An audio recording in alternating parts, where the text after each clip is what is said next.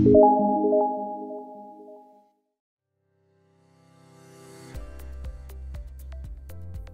anak-anak Indonesia, apa kabar kalian semua? Semoga semua selalu ceria dan sejahtera.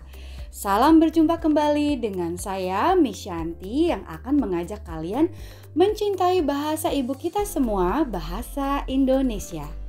Pembahasan kita kali ini adalah tentang pesan moral. Apakah kalian pernah diminta untuk menyebutkan pesan moral dari suatu cerita? Pesan moral itu apa ya? Sebenarnya pesan moral itu adalah amanat penulis. Amanat penulis merupakan pesan penulis kepada pembaca agar pembaca mendapat inspirasi untuk menjadi orang yang lebih baik. Untuk dapat menguraikan pesan moral cerita, pertama, kita harus membaca atau mendengarkan cerita dengan cermat. Kedua, jangan lupa catat tokoh, sifat tokoh, dan latar cerita supaya kita semakin paham. Ketiga, setelah semua saran di atas dilakukan, coba lihat keadaan tokoh utama di akhir cerita. Keempat, lalu pikirkan bagaimana sifat tokoh utama dapat membawanya kepada keadaan di akhir cerita.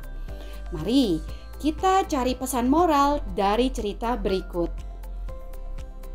Pak Dani tinggal di rumah yang sederhana. Akan tetapi, halamannya terlihat rindang dan asri. Tidak ada sampah berserakan. Tanaman-tanaman di halaman rumah Pak Dani tampak tertata rapi. Kebersihan dan keindahan tersebut dapat tercipta karena kerjasama antar anggota keluarga. Semua anggota keluarga turut melaksanakan kewajiban masing-masing dalam membersihkan rumah. Kini Pak Dani mendapatkan haknya, yaitu tinggal di rumah yang nyaman. Apa pesan moral dari cerita tersebut? Setelah kita mencermati cerita di atas, mari kita perhatikan satu persatu beberapa elemen penting dari cerita pendek di atas. Tokoh dalam cerita di atas adalah Pak Dani dan keluarganya. Sifat mereka adalah rajin, suka bekerja sama, dan bertanggung jawab dalam melaksanakan kewajiban masing-masing. Latar cerita di sini bisa mengenai tempat dan waktu.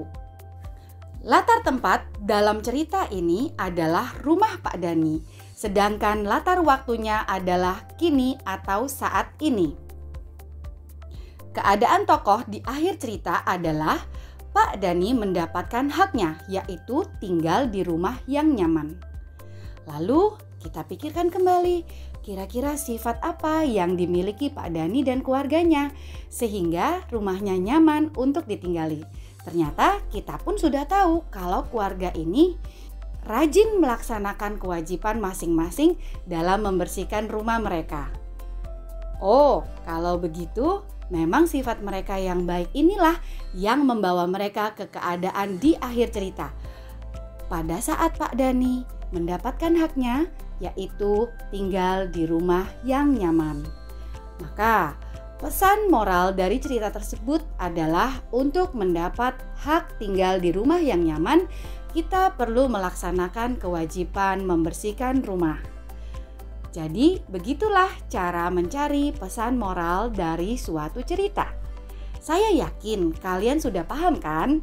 Nah, sekarang bisakah kalian mencari pesan moral dari cerita berikut ini?